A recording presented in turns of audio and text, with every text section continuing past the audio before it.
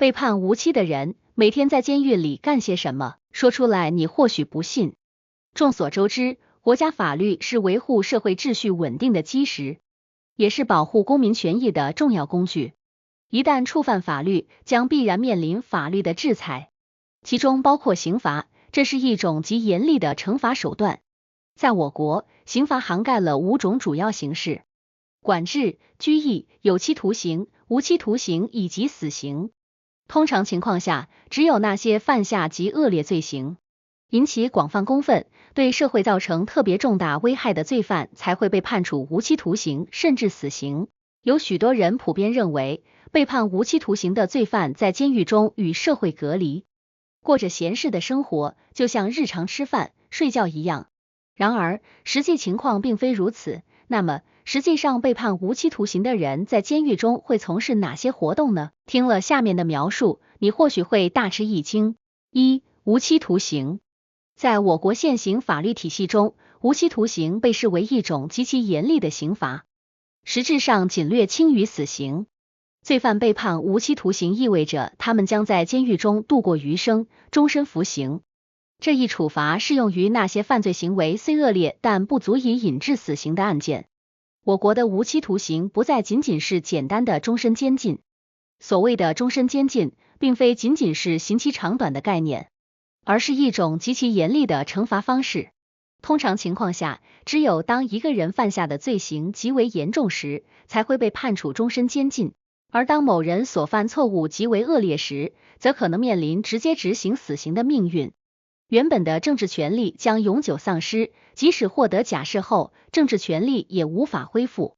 甚至许多人认为无期徒刑比死刑更可怕，因为它是没有预期结束时间的。有期徒刑虽然可能很长，但至少还有个期限，给人一种希望。而无期徒刑不同，一旦被判刑，就意味着整个生命都将在监狱中度过，毫无尽头，这种感觉令人窒息。在电视剧中，我们常看到人们宁愿自杀也不愿被剥夺自由，因为对许多人而言，自由比生命更重要，更何况是长久失去自由的无期徒刑。然而，我国实行无期徒刑以来，情况并非如此，因而通常经过几年关押，且没有不良表现，无期徒刑会减刑变为有期徒刑，通常减至20年左右，很少真正终身监禁的情况。此外，我国法律允许多次减刑，因此实际坐牢的时间也不会过长。但我国的法律规定，被判处无期徒刑的人至少要关押13年。所以，虽然无期徒刑给人带来巨大的心理压力，但实际执行的情况并不像想象中那么严苛。2、无期徒刑在监狱怎么生活？监狱中的日常生活是严肃而规律的，与外界相比，确实存在着很大的差异。关于无期徒刑的人在监狱是怎么生活的，这是一个引起人们好奇的问题。以前，甚至有一种传言称监狱生活很好，但实际上，监狱的生活远非大家所想象的那样愉快。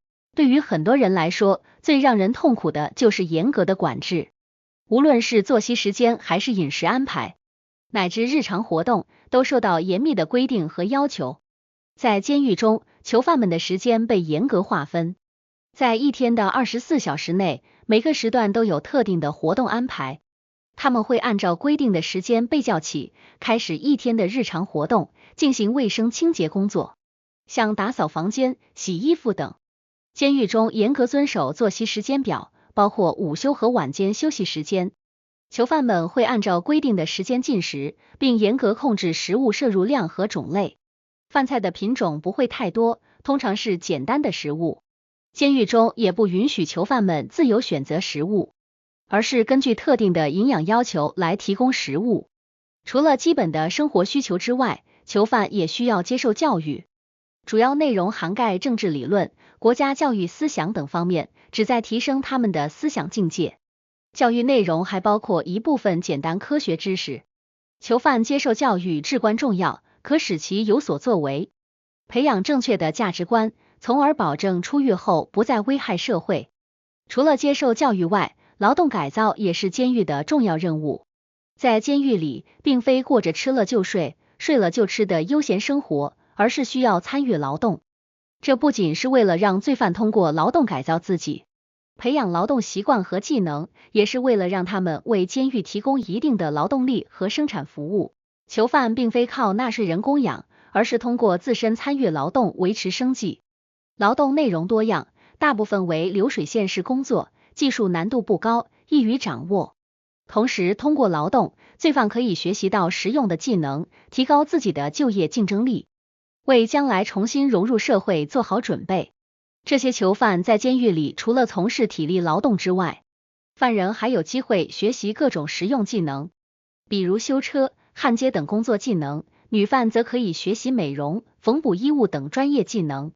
这些技能的学习不仅有助于罪犯的个人成长，也为他们提供了一种改变自己命运的机会。通过学习这些技能，罪犯可以提升自己的就业能力。他们在学习的同时，也在不断丰富自己，增加重新融入社会的可能性。除此之外，监狱还提供一个特殊的学习环境，即图书阅览室。在这里，服刑人员可以自由地借阅书籍，通过阅读来扩充自己的知识和文化修养。除了个人阅读外，监狱也定期组织服刑人员共同观看新闻，旨在让他们了解外界的动态发展。尤其对即将刑满释放的人员来说，有助于顺利融入社会。然而，在监狱中的学习生活不仅限于书本知识和新闻观察。根据我国相关法规规定，监狱还提供不同层次的教育，这包括基础教育和进一步的高等教育，帮助服刑人员获得更多的知识和技能。一些服刑人员经过相应的教育培训后，甚至能够获得相关证书，为他们将来的社会重返铺平道路。这种教育机会的提供，有助于提升服刑人员的综合素质和竞争力。除了这些外，监狱规定了家属探访的时间和持续时间，控制了超市中可购买的物品种类，以及规定了观看电视和新闻的时间等等。与我们在影视作品中所见到的闲适自由不同，真实的监狱生活完全没有这样的情景，所有的时间都被安排得井然有序，基本上没有任何私人的时间可言。为了保持监狱内部的秩序和安全，监狱中还有各种安全检查和例行程序。另外，监狱还通过教育和心理辅导等方式，帮助囚犯重建良好的行为习惯和道德标准，以便他们未来能够重新融入社会。在监狱中，无期徒刑的人必须遵守严格的生活行为规范。这些规范包括服从监狱管理人员的指令、遵守纪律、尊重他人和秩序等。违反规定的行为可能会受到纪律处分，甚至会影响到减刑或假释的机会。反正监狱中的日常生活并不如外界所认为的那样自由和舒适。严格的管理制度、有限的自由空间以及限制性的活动安排，使囚犯们必须遵守一系列严格规定，以此来纠正错误和改变不良行为。3. 无期徒刑的人万一患病该如何呢？被判处无期徒刑的人在面临老龄化或生病时，监狱会采取一些措施来应对这些情况。以下是一些可能的处理方式。1. 生病的处理。如果被判无期徒刑的人生病了，监狱会提供基本的医疗服务。